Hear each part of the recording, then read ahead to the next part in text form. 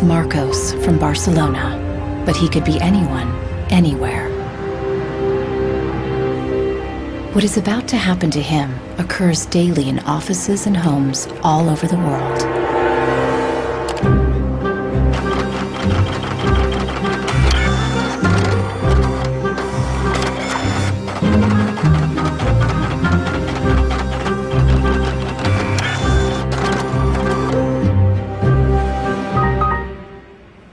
A part inside the printer has failed, and the manufacturer sends Marcos to technical support. El meu tècnic fa un diagnòstic previ, pero aquest diagnòstic ja són 15 euros més IVA. Seguramente será difícil encontrar las piezas para poder repararla. Realment, reparar-la no li surt molt a compte. Que reparar-la parlem d'uns 110, 120 euros. Tienes impresoras desde 39 euros. Jo t'aconsellaria que miressis impressores noves. Així que, sens dubte, jo em compraria una nova, It's no coincidence that all three shopkeepers suggest buying a new printer. If he agrees, Marcos will become yet another victim of planned obsolescence, the secret mechanism at the heart of our consumer society. Our role in life seems to be just to consume things with credit, to borrow money to buy things we don't need. Nous vivons dans une société dominée par une économie de croissance dont la logique est non pas croître pour satisfaire les besoins, mais croître pour croître. So if the consumer does not purchase, the economy is not going to grow. Planned obsolescence. The desire on the part of a consumer to own something a little newer, a little sooner than is necessary. This film will reveal how planned obsolescence has defined our lives ever since the 1920s, when manufacturers started shortening the lives of products to increase consumer demand. Also hat man sich gedacht, dann beschränken wir einfach die Lebensdauer auf 1000 Stunden. We will find out how designers and engineers were made to adopt new values and objectives. Was back to the drawing board and come out with something that was more fragile. They time those things. They time them. So when you finally paid for them, they're used up. A new generation of consumers has started challenging manufacturers. Is it possible to imagine a viable economy without planned obsolescence, without its impact on the environment? Posterity will never forgive us. Posterity will suddenly find out about the throwaway lifestyles of people in the advanced countries.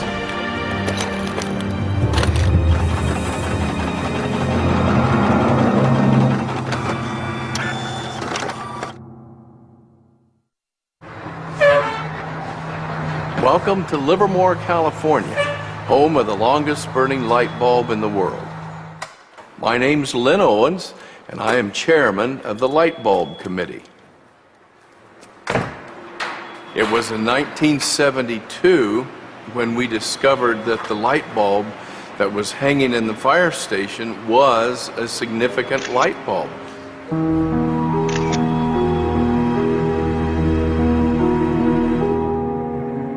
The light bulb at the Livermore Fire Station has been burning continuously since 1901. Ironically, the bulb has already outlasted 2 webcams.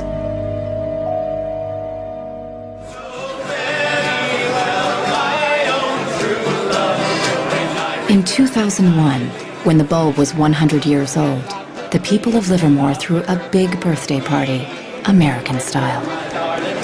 I think we were hoping if we would get 200 people, we'd be happy, and we ended up with 800 or 900 people showing up. One nation, under God, indivisible, with liberty and justice. Do you think that anybody would sing happy birthday to a light bulb? Well, we didn't think they would, but they did.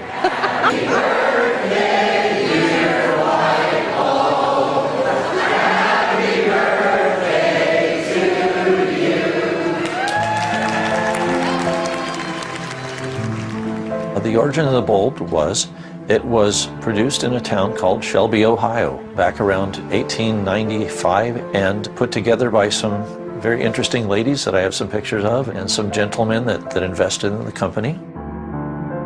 The filament was invented by Adolphe Chaillet. He invented his filament to last.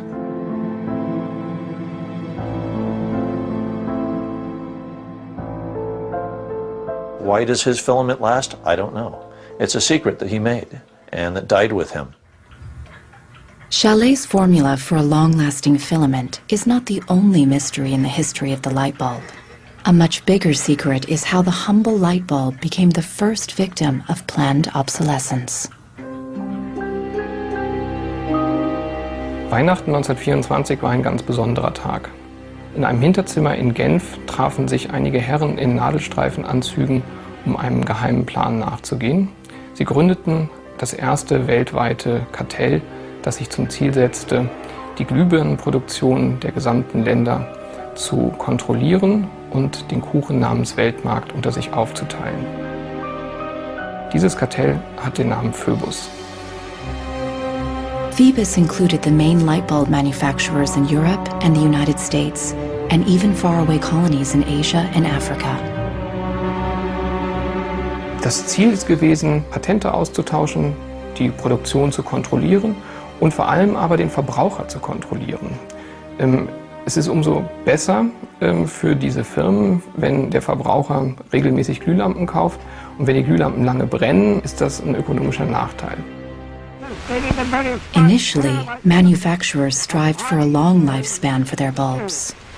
On October 21st, 1871, numerous experiments resulted in the production of a small unit lamp of comparatively enormous resistance. The filament being under conditions of great stability after the... Thomas Edison's first commercial bulb, on sale by 1881, lasted 1,500 hours. By 1924, when the Phoebus cartel was founded, manufacturers proudly advertised lifespans of up to 2,500 hours and stressed the longevity of their bulbs.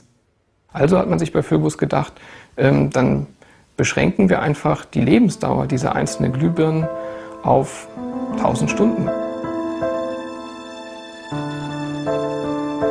1925 wird ein entsprechendes Komitee gegründet, das 1000 Hour Life Committee, was sich zum Ziel setzt, auf technischer Basis die Lebensdauer der Glühlampen auf diese Brenndauer zu beschränken.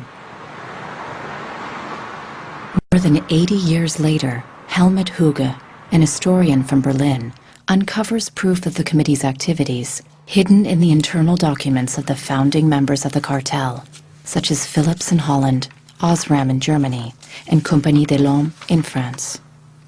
Hier haben wir ein Kartelldokument, da steht: The average life of lamps for general lighting service must not be guaranteed, published or offered for another value than 1,000 hours. Under pressure from the cartel, member companies conducted experiments to create a more fragile bulb that would conform with the new 1,000-hour rule.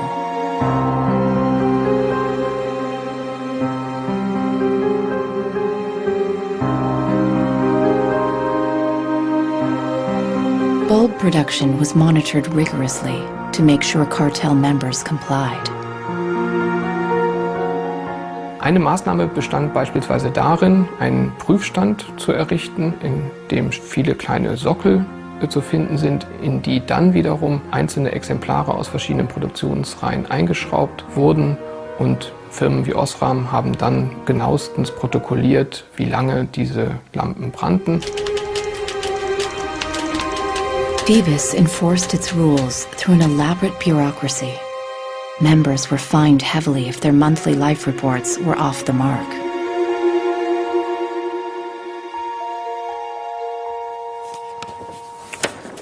Hier haben wir eine Straftabelle aus dem Jahr 1929, die genau zeigt, wie viel Schweizer Franken Strafe für 1000 verkaufte Glühbirnen die Mitglieder des Kartells zahlen müssen, wenn die Lampen länger halten als zum Beispiel 1500 Stunden.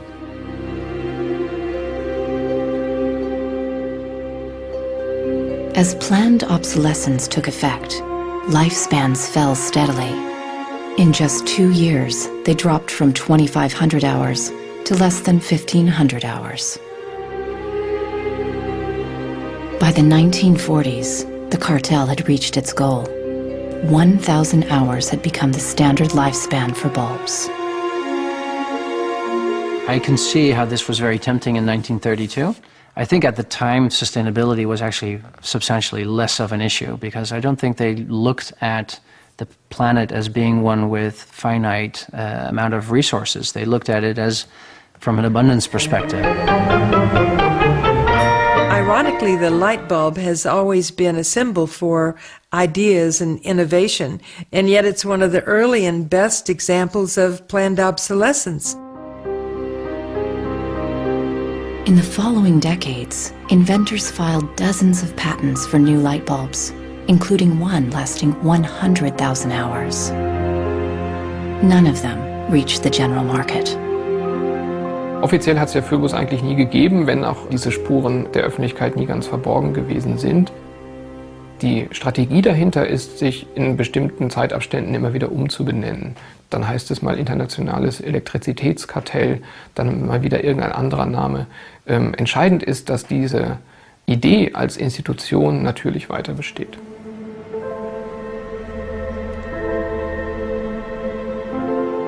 In Barcelona, Marcos hasn't followed the advice of the shopkeepers to replace his printer. He's determined to repair it, and has found somebody on the internet who has discovered what has actually happened to his printer. It's the dirty little secret of inkjet printers. I tried to print a document and it said parts inside your printer require replacement, so I decided to do a little servicing of my own. Hello, Marcos. I got your message. Marcos has contacted the author of the video. I looked into it, and it turns out that there's a thing in the bottom of the printer called a waste ink reservoir. And the way inkjet printers work is they constantly have to clean the print heads, and they do that by squirting ink through them down a hole in the bottom of the printer into this great big sponge. There's just a preset time when it's squirted a certain number of drops down there that then the printer decides it's full of ink and won't function anymore. The justification is they don't want to put ink all over your desk. But I think the problem goes deeper than that. It's the way the technology works. It's just designed to fail.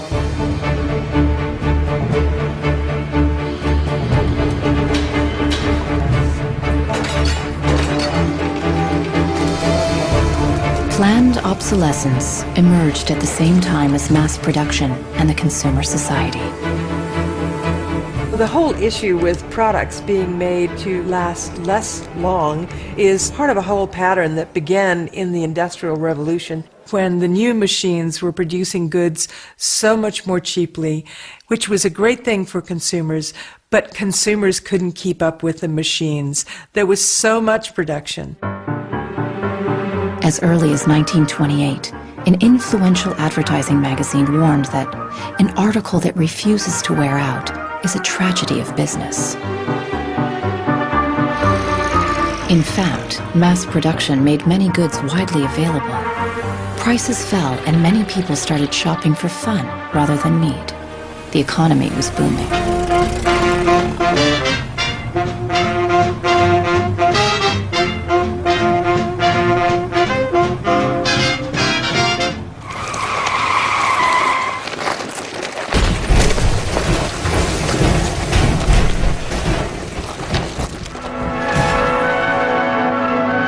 In 1929, the emerging consumer society came to a full stop when the Wall Street crash sent the U.S. into a deep economic recession.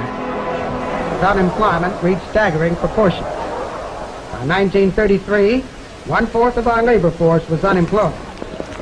People no longer queued for goods, but for work and for food.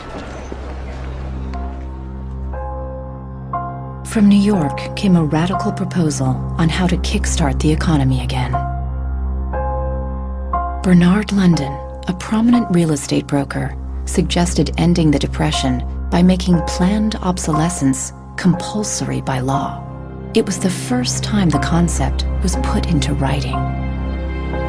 Under Bernard London's proposal, all products would be given a lease of life with a set expiry date after which they would be considered legally dead.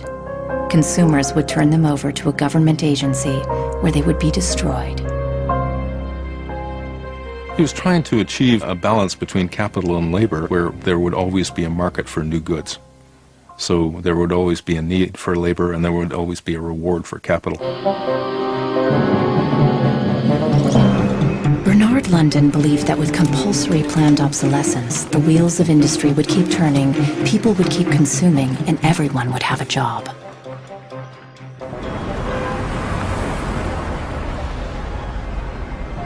Giles Slade has come to New York to investigate the person behind the idea. He wants to find out if for Bernard London, planned obsolescence was purely about profits or about helping the unemployed. I have a picture of Bernard London. Dorothea Weitzner remembers meeting Bernard London in the 1930s during a family outing. Don't tell me which one he is. And let's see. Ah, isn't that interesting? Yes. Definitely intellectual looking. And you met Bernard London in 1933. When I was about 16, 17, my dad and mother had this big Cadillac car, which was the size of a Zeppelin. Mother was driving like a chauffeur. Dad was in the front, and Mr. and Mrs. London were in the back of the big limousine.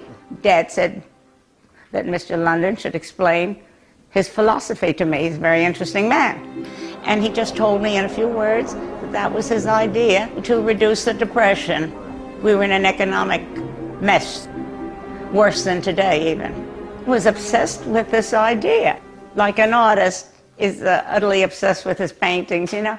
He actually whispered to me in the car, afraid that his theory might be too radical. In fact, Bernard London's proposal was ignored, and obsolescence by legal obligation was never put into practice. 20 years later, in the 1950s, the idea resurfaced, but with a crucial twist. Instead of forcing planned obsolescence on the consumers, they were to be seduced by it. Planned obsolescence. The desire on the part of a consumer to own something a little newer, a little better, a little sooner than is necessary. We certainly in America... This is the voice of Brooks Stevens, the apostle of planned obsolescence in post-war America. This flamboyant industrial designer created everything from household appliances to cars and trains, always with planned obsolescence in mind. In the spirit of the times, Brooks Stevens' designs conveyed speed and modernity. Even the house he lived in was unusual. This is the home that my father designed and that I grew up in. When it was being built out in the suburbs, everybody thought it was going to be the new Greyhound bus station because it did not look like a traditional home. One of the most important things that my father felt always in designing a product is that it made a statement. He detested products that were bland and really did not, create any desire within the consumer to inspire the purchase.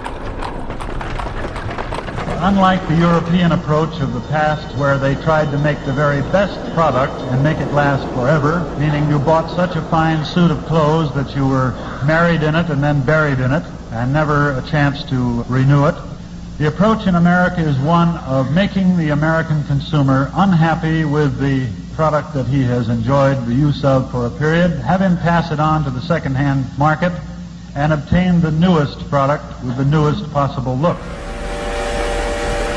Brooks Stevens traveled all over the U.S. to promote planned obsolescence in speech after speech.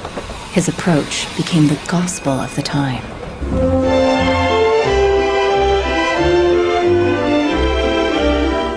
Women and men alike are increasingly interested in the look of things. They eagerly give their attention to what's new and beautiful and advanced. Design and marketing seduced consumers into always craving the latest model. My father never designed a product to intentionally fail or become obsolete for some functional reason in a short period of time. Planned obsolescence is absolutely at the consumer's discretion. No one is forcing the consumer to go into the store and purchase a product. They go in under their own free will. That's their choice.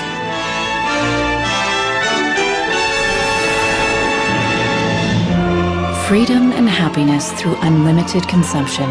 The American way of life in the 1950s became the foundation for the consumer society as we know it today.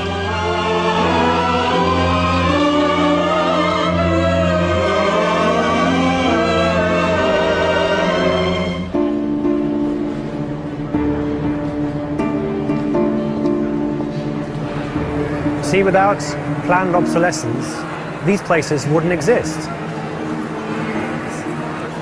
There wouldn't be any products, there wouldn't be any industry, there wouldn't be any designers, architects, there wouldn't be any salespeople, cleaners, there wouldn't be any security guards. All the jobs would go. So how often do you change your mobiles? 18 months. Once a year. Once a year. Once a year. These days, planned obsolescence is an integral part of the curriculum at design and engineering schools. Boris Knuth lectures on the concept of product life cycle, a modern euphemism for planned obsolescence. I went shopping for you. Got a couple of things. A pan, salt, shirt, another shirt. Students are taught how to design for a business world dominated by one single goal: frequent repeat purchase. What I do, I pass these round, and you tell me what you think, how long it takes for them to fail, what the service life will be. Okay. Designers have to understand what company they work for. The company decides on a business model, how often do we want to renew our products, our offers. So this brief is given to designers, and designers have to understand and design the product in a certain way so it fits exactly the business strategy of the client they work for. Planned obsolescence is at the root of the substantial economic growth that the Western world has experienced since the 1950s. Ever since, growth has been the holy grail of our economy. Nous vivons dans une société de croissance dont la logique est non pas croître pour satisfaire les besoins, mais croître pour croître, croître à l'infini, faire croître sans limite la production, et pour justifier cette croissance de la production, faire croître sans limite la consommation. Serge Latouche is a noted critic of the growth society and has written extensively about its mechanisms. Au fond, il y a trois instruments fondamentaux qui sont la publicité, l'obsolescence programmée et le crédit.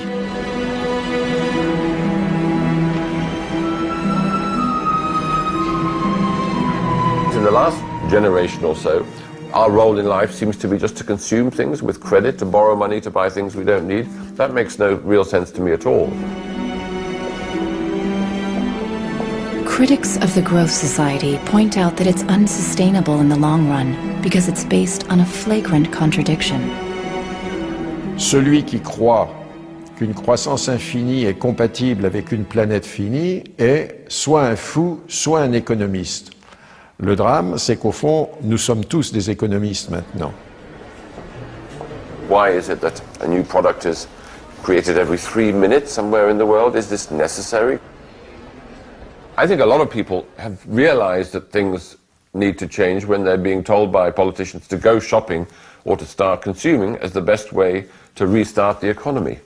On peut dire qu'avec la société de croissance, on est embarqué dans un bolide qui désormais manifestement n'a plus de pilote, qui va à toute allure et dont on peut prévoir le destin qui est soit de se fracasser contre un mur, soit de sombrer dans un précipice.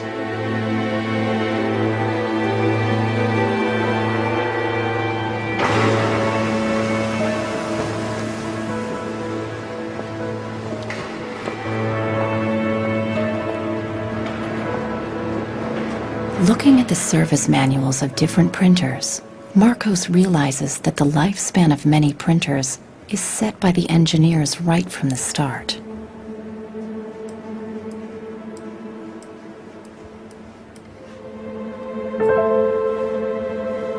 They achieve this by placing a chip deep inside the printer. Hi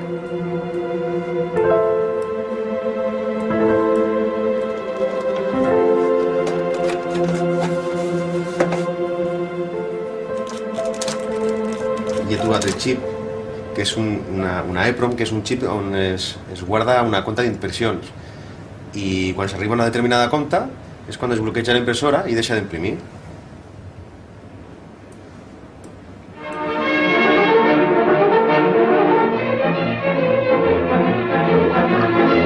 How do engineers feel about designing products to fail?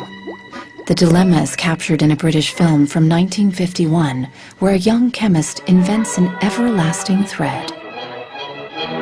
He believes that great progress has been made.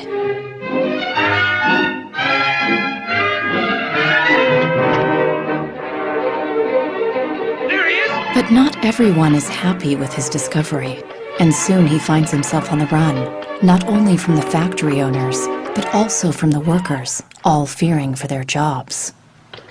Well, that's really interesting, and it reminds me of something that actually happened in the textile industry. In 1940, the chemical giant DuPont announced the arrival of a revolutionary synthetic fiber, nylon. Girls celebrated the new long-lasting stockings, but the joy was short-lived. My father worked for DuPont before and after the war in the nylon division, and he told me a story about how when nylon first came out and they were trying it out for use in stockings, the men in his division were asked to take these stockings home for their wives and girlfriends to try out. My father brought them home to my mother, and she was delighted with the first products because they were so sturdy.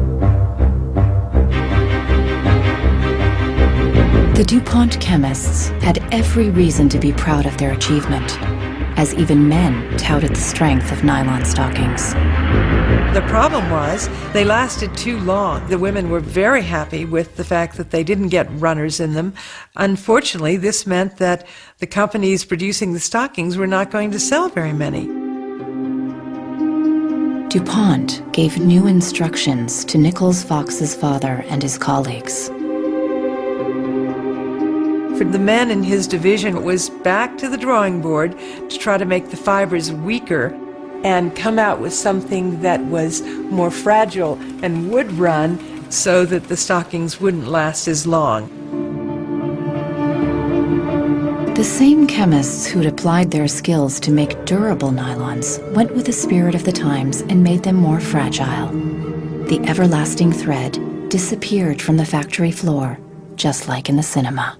We need control of this discovery. Complete control. If you want twice the amount in that contract, we will pay it. $250,000. To suppress it. Yes. How did the chemists at DuPont feel about deliberately reducing the life of a product? Excuse me. It must have been frustrating for the engineers to have to use their skills to make an inferior product after they'd tried so hard to make a good product.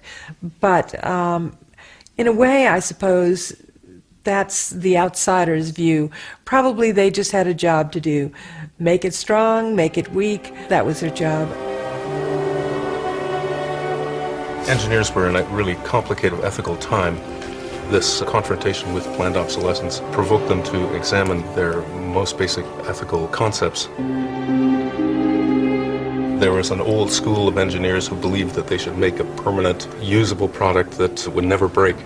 And there was a new school of engineers that were driven by the market who were clearly interested in making the most disposable product that they could.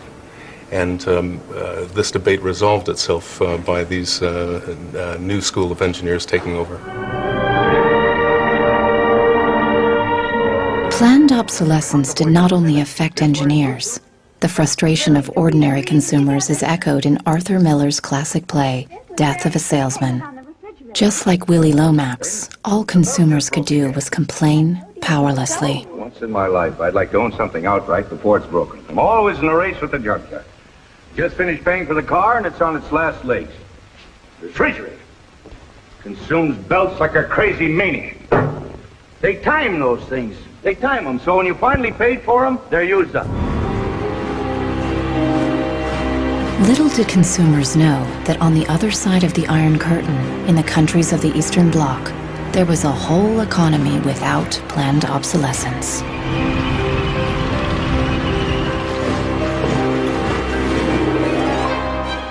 The communist economy was not ruled by the free market, but centrally planned by the state. It was inefficient and plagued by a chronic shortage of resources. In such a system, planned obsolescence did not make any sense. In former East Germany, the most efficient communist economy, official regulations stipulated that fridges and washing machines should work for 25 years. Hier, dieser DDR-Kühlschrank, den habe ich 1985 gekauft. Der ist also mindestens 24 Jahre alt. Und die Glühbirne ist ebenso alt, habe ich noch nie ausgewechselt. Die ist also auch schon fast 25 Jahre alt. In 1981, a lighting factory in East Berlin launched a long-life bulb. They took it to an international lighting fair, looking for buyers from the West.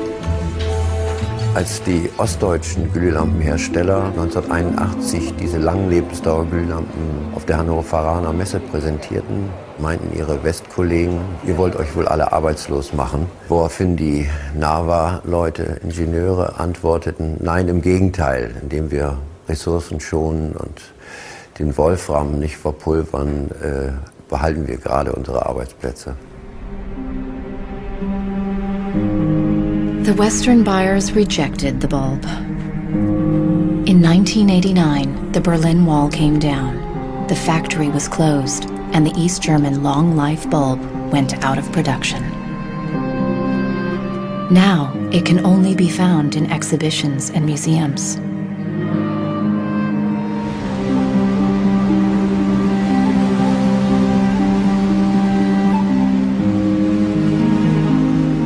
Years after the fall of the Berlin Wall, consumerism is as rampant in the East as it is in the West.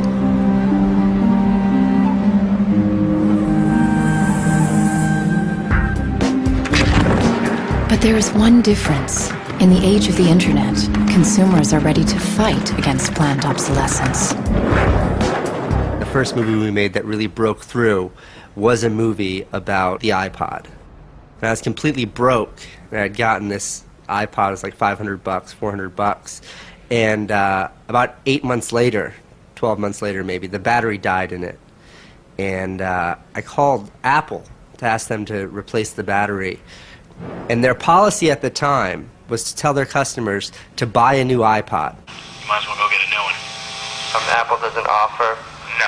Apple doesn't offer a new battery for the iPod? No.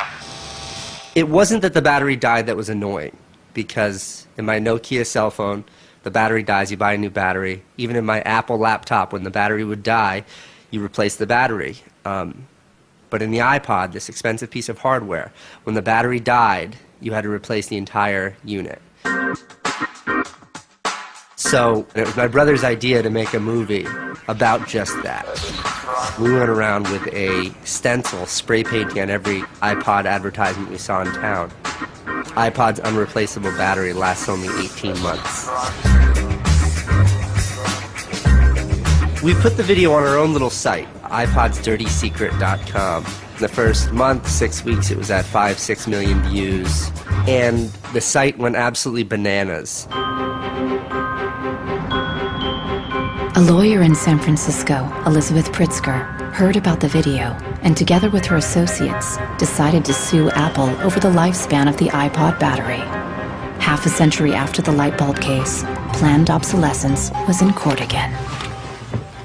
When we brought this litigation, this was 2 years after the iPod was introduced, Apple had sold about 3 million iPods nationwide in the United States. Many of the 3 million iPod owners were having battery problems and were willing to sue. One of them was Andrew Wesley. We selected from amongst the consumers who had called us individuals who would serve as representatives in a class action. A class action is really a device that's fairly unique to the United States, where a small group of people stands in the shoes of a large group to bring one claim before a court.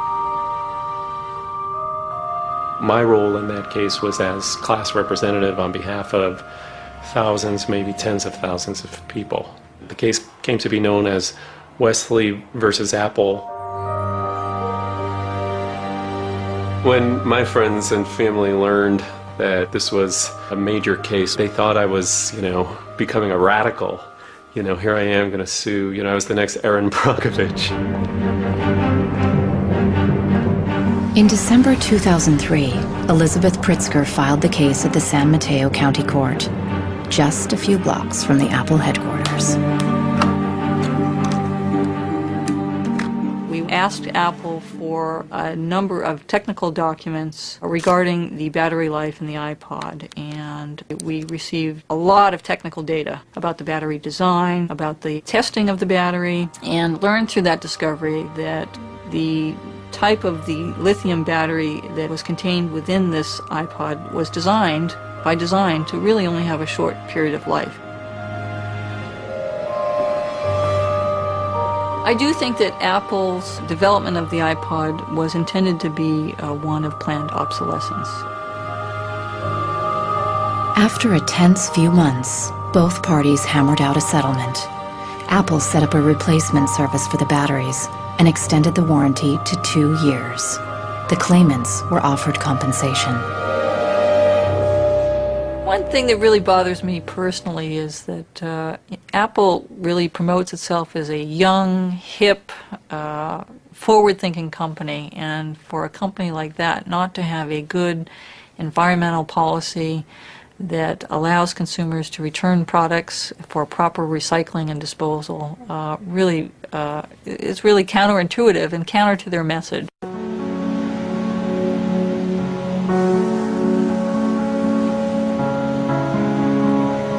Planned obsolescence produces a constant stream of waste, which is shipped to third world countries, such as Ghana in Africa.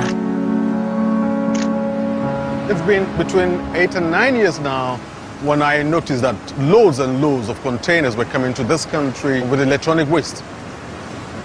We're talking about end-of-life computers, end-of-life television sets, which nobody wants in the developed countries.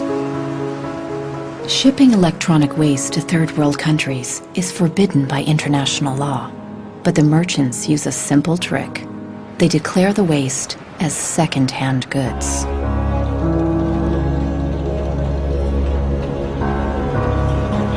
More than 80% of the electronic waste that arrives in Ghana is totally beyond repair, and whole container loads are abandoned at dump sites all around the country. We are at the dump site here in Agbogloshi. In the past, we had this beautiful river called the Odor River, that meandered its way through this area. It was teeming. In the past, it had so much fish. So we actually attended a school not very far away from here. So we'd come play football and hang around the river. The fishermen would organize boat rides, I remember very well. But now it's all finished, it's all gone. And that makes me really, really sad. And it makes me angry.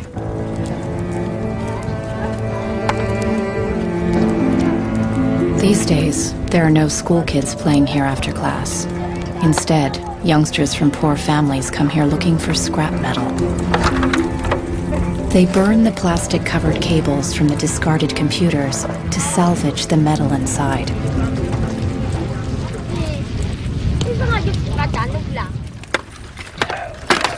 What is left is picked through by the younger children who are looking for any tiny pieces of metal which the older boys may have missed.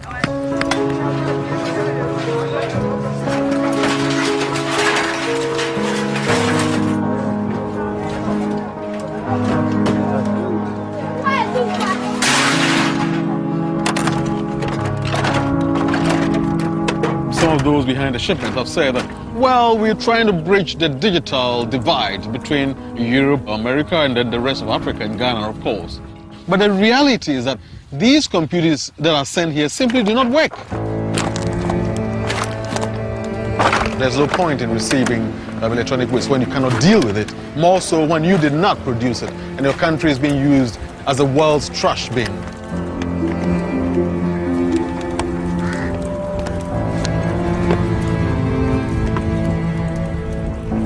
The trash that for so long in the industrial age has been hidden from view is now coming into our lives and we can actually no longer easily avoid it. The waste economy is reaching its last legs because they don't physically have anywhere else to put the waste. I think in the course of time we've come to realize that the planet that we're living on cannot sustain that forever. There's a limit to natural resources and there's a limit to energy resources that we have.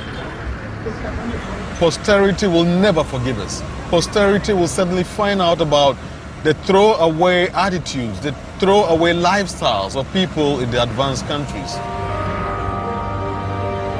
People all over the world have started acting against planned obsolescence. Mike Anane is fighting against it from the receiving end. He has started by collecting information. This is where I keep the e-waste that have asset tags or property tags. This says Amu Center Nordvest Zeeland. It's from Denmark. This is from Germany, sent here simply to be dumped. Westminster College. Apple should know better. It's a company that claims to be so green. There's a lot of Apple products that are being dumped here. I have a database that contain the asset tags, the contact addresses, telephone numbers of the companies that owned the electronic waste that have been dumped in Ghana. Mike Anane plans to turn this information into evidence for a court case.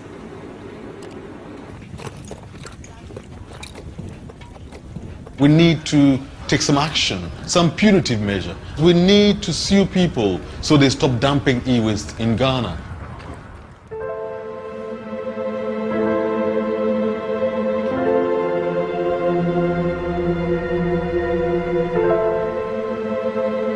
Marcos is on the internet again, looking for a way to extend the life of his printer. He has discovered a Russian website which offers a free software for printers with a counter chip. The programmer has even gone to the trouble of explaining his personal motivation. This happens due to bad construction. This is their business model. Not a good one for user and environment. So I looked and found a way to make user-friendly software to allow active users reset an in-pod counter. Marcos doesn't know what to expect, but downloads the software anyway. From a small village in France, John Thakura fights planned obsolescence by helping people share business and design ideas which come from all over the globe. In all poorer countries, things are repaired automatically. The notion you throw a product away just because it breaks for some reason is completely unknowable and unthinkable actually to somebody in the south. In India there's an actual word, jugaad, to describe this tradition of being able to fix things pretty much regardless of the complexity of it.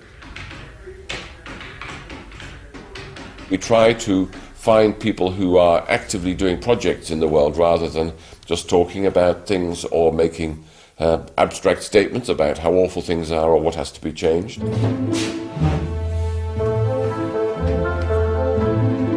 One of these people is Warner Phillips, descendant of the dynasty of light bulb manufacturers. I remember my grandfather taking me to one of the Philips factories in Eindhoven to show me how light bulbs were mass manufactured in factories, which is very, very cool. Nearly 100 years after the creation of the light bulb cartel, Warner Phillips follows family tradition with a different approach. He produces an LED bulb, which lasts 25 years. It's not like there's a green world and there is a business world. I think business and sustainability go hand in hand. It's actually the best basis to build a business on. And the only really real way to do that, I believe, is to factor in the true costs of the resources that have been used, but you also look at the energy consumption, you also look at the indirect energy consumption of transportation. Si on faisait vraiment payer aux transporteurs le coût réel du transport, sans parler du fait que le pétrole est une ressource non renouvelable et pour lequel on n'a pas vraiment de substitut, je dirais que le prix du transport devrait être multiplié par 20 ou 30. If you factor all of that into every product that you manufacture, then there will be huge incentives for manufacturers and entrepreneurs all over the planet to make products that last forever. Fighting against planned obsolescence can also be achieved by rethinking the engineering and production of consumer goods. A new concept called Cradle to Cradle claims that if factories worked like nature, planned obsolescence itself would become obsolete. Wenn man über Umweltschutz redet, meint man bei uns immer sparen, verzichten, vermeiden, reduzieren, Nullabfall, weniger schädlich. Wenn man sich die Natur aber im Frühling anschaut, ein Kirschbaum, kein Sparen, kein Verzichten, kein Vermeiden. Nature produces abundantly, but fallen blossoms, dead leaves, and other discarded materials are not waste. They become nutrients for other organisms. A cycle. Die Natur kennt keine Abfälle, sondern sie kennt nur Nährstoffe. Braungart believes that industry can imitate this virtuous cycle of nature. He proved that this is possible when he redesigned the production process of a Swiss textile company. Wenn man zum Beispiel so einen Stoff hat, dazu ein Sofa damit bezieht oder ein Stuhl, dann sind die Zuschnitte, was man abschneidet, so giftig, dass es als Sondermüll entsorgt werden muss. Braungart found that hundreds of highly toxic dyes and chemicals were routinely used at the factory. For the production of the new fabrics, Braungart and his team reduced the list to 36 substances, all biodegradable. Wir suchen jetzt alle Zutaten raus, dass man sie auch essen könnte. Das heißt, ihr könnt klein schneiden und in Müsli packen, wenn Sie wollen. Wenn man eine Müllgesellschaft hat, ist jedes kurzlebige Produkt natürlich ein Müllproblem.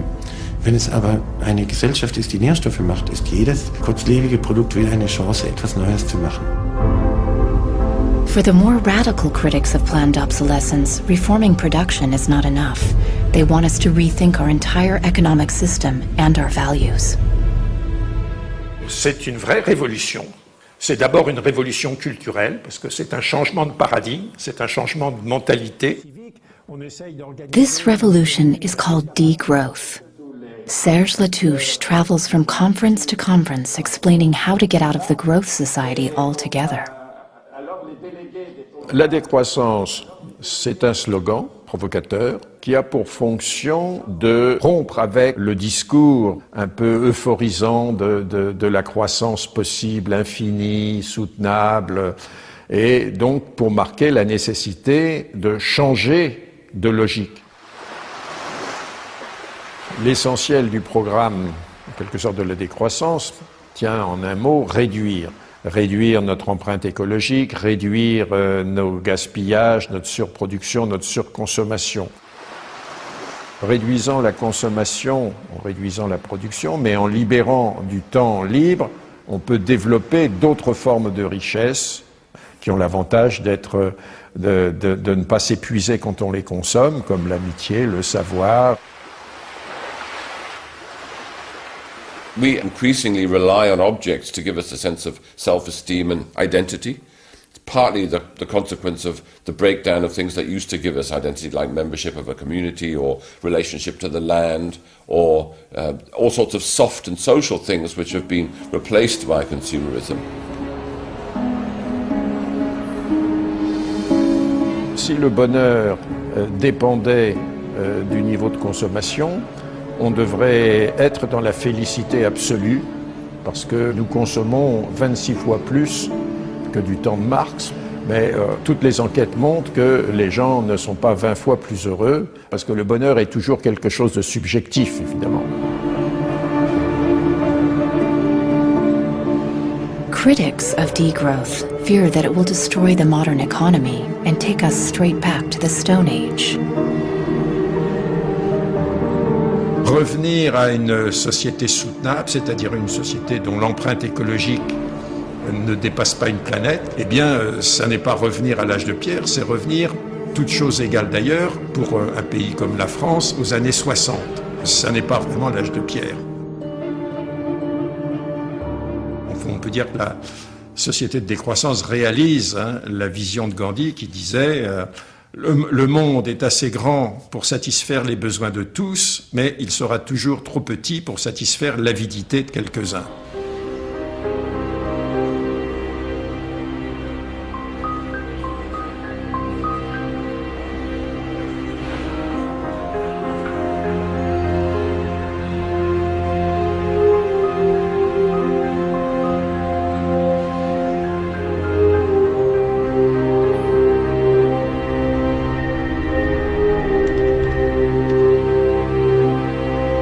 Marcos is installing the Russian freeware on his computer. The new software allows him to reset the counter chip inside his printer back to 0.